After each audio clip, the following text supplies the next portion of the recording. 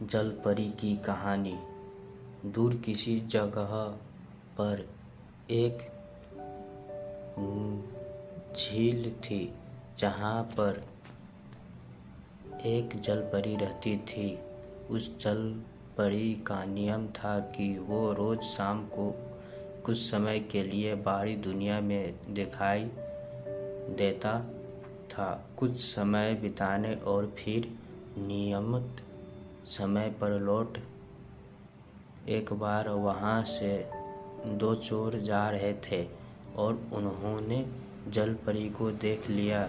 उसे देखकर दोनों ने एक योजना बनाई कि हम शहर में क्या न पकड़े, भले ही हमें अच्छे खासे पैसे क्यों न मिले। दोनों ने मछली पकड़ने वाला जाल खरीदा और अगले दिन नदी के किनारे इंतजार करने लगे। इसी दौरान उनका नज़र एक लड़के पर पड़ी।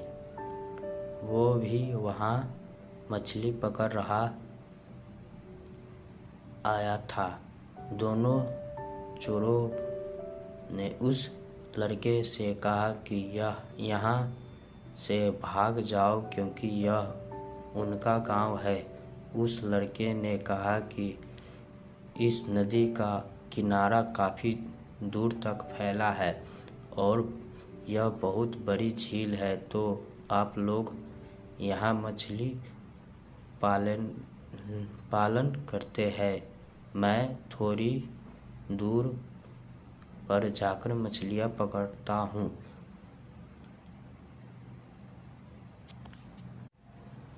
उसका बात सुनकर दोनों चोरों को बहुत गुस्सा आया। उन्होंने उस लड़के से कहा कि वो यहाँ से तुरंत चला जाएगा, नहीं तो उसकी पिटाई हो जाएगी। वो लड़का उन दोनों के गठबंधन से अनजान था। उसे हैरानी हुई, इसलिए वो थोड़ी दूर जाकर पेड़ के पीछे छिप गया। थोड़ी देर बाद वो जलपरी बाहर आई। उसे देखकर लड़का भी हैरान हो गया। वो जलपरी बेहद खूबसूरत थी। दोनों चोरों ने जलपरी पर जाल फेंक दिया। यह देखकर वह लड़के वहाँ आ गए। एक चोर ने अपने साथी से कहा कि तुम जलपरी को देखो, मैं इस लड़के को समझाता हूँ। लगता हूँ लड़के के पास एक बड़ा सा पत्थर था जिससे उसने चोर की खूब पिटाई की। अपने साथी को पिटता देख दूसरा चोर भी मदद के लिए आया। मौका देखकर जलपरी जाल से छूट गया, नदी में चली गई। दोनों चोर आपस में मिले उस लड़के को पीटने लगे कि तभी वहाँ एक बड़ा सा बाघ निकला और दोनों चोरों ने हमला कर दिया। किसी तरह मगर से बचकर दोनों चोर भागे हुए। दरअसल उस मगरमच्छ को जलपरी ने ही लड़के की मदद के लिए भेजा था। इस तरह वह लड़का रोज आने लगा और जलपरी से भी रोज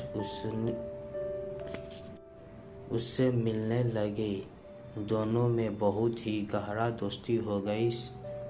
हमेशा दूसरों की मदद के लिए आगे आना चाहिए। किसी को परेशान में देकर भागना नहीं चाहिए, बल्कि गलत लोगों के इरादे भांपकर सही निर्णय लेना चाहिए।